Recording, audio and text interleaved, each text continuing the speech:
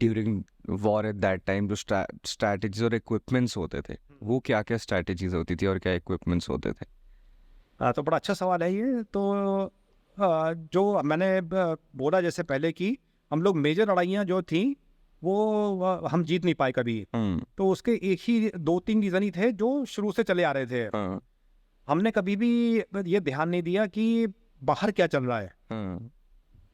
World wide जो है हमारे बहुत सारे चाइनीज ट्रैवलर आते थे, इवन कुछ कुछ कोरिया से भी आए और अलेक्जेंडर भी आया था। तो हमने कभी देखा नहीं कि वो लोग जो है वो कैसे लड़ रहे हैं और वो क्या क्या इक्विपमेंट लेके आ रहे हैं। ठीक है, तो उसमें हम लोग सेल्फ कोकुन थे, इनवर्ड लुकिंग जिसको बोलते हैं। तो हमने जो बना लिया बस वही है।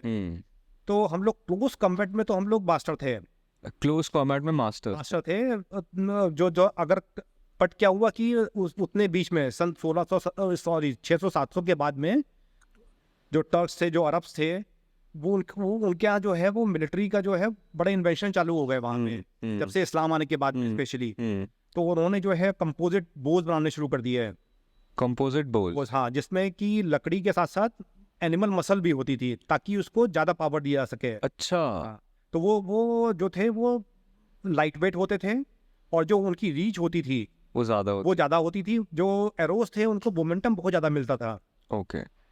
तो बड़ा दूर है, 200-300 मीटर दूर अगर आप उस पर वार चला रहे हैं तब भी वो शत्रु जो था वो मर जाता था वो। हमारे पास वो हम जो है नॉर्मल हमारे लकड़ी के बोझ थे हमारे पास, या हम तलवार में बिलीव करते थे। तो तलवार तो जब पास में आएंगे तभी वही क्लोज कॉम्बैट, दूर से तो हो नहीं सकता। दूर से हो नहीं सकता। अब जो धनुष वाण थे वो दूर वाले थे, वो 200-300 मीटर दूर से भी। तो जो टर्क्स आते थे वो सब, और घोड़ों पे उनकी मास्टरी थी। टर्क्स की घोड़े उनके बड़े अच्छे होते थे। हमारे यहाँ था हॉट और ह्यूमिड वेदर, हमारे यहाँ घोड़े सरवाइव नहीं कर पाते थे। अभी भी कहा जाता है ना अरेबियन हॉर्सेस, मतलब वेरी फेमस अरेबियन टर्किश और अरेबियन अभी भी जो है वो माने जाते हैं। हमारे यहाँ हॉर्सेस कभी चल नहीं पाए, इतना हॉट ह्यूमिड था। उनके जो ग्रास चाहिए होती थी जो उनका खाने के लिए, वो भी हमारे यहाँ अच्छी नहीं थी। तो इसलिए हमारे राजा घोड़ों को इम्पोर्ट करते थे बहुत ज्यादा। ओके। लेकिन क्या होता था कि वो घोड़े भी यहाँ पे आके सर्वाइव नहीं कर पाते थे। 10% 20% ही बचते थे, बाकी सब जो है वो मर जाते थे। तो हमारा जो डिपेंडेंसी थी वो हाथियों पे थी।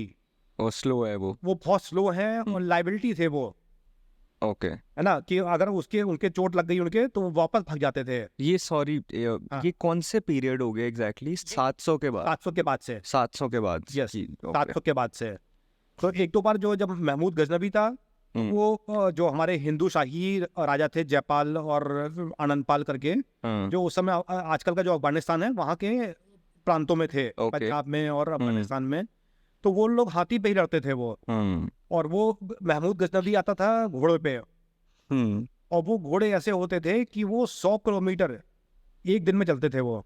अच्छा, एक दिन में 100 किलोमीटर। हाथी चलते थे 5 किलोमीटर 6 किलोमीटर। तो हमारे पास ये मजबूरी थी कि हम जो है दुश्मन के एरिया में जाके हम अटैक नहीं कर सकते थे। तो क्या होता था कि दुश्मन हमारे इलाके में आ जाता था और तब हम लड़ते थे। हम जा नहीं सकते थे हमारी सारी लड़ाइयाँ, इसीलिए आपने देखा होगा कि सब पानीपत में हुई, नारायण में भी जो हरियाणा का है या पंजाब का है, वहां पे आके हम अपने घर में लड़ रहे थे। बाहर जाके नहीं लड़ रहे थे कहीं। बाहर जाके नहीं लड़ रहे थे हम एक ही तरीके से लड़ते रहे हम।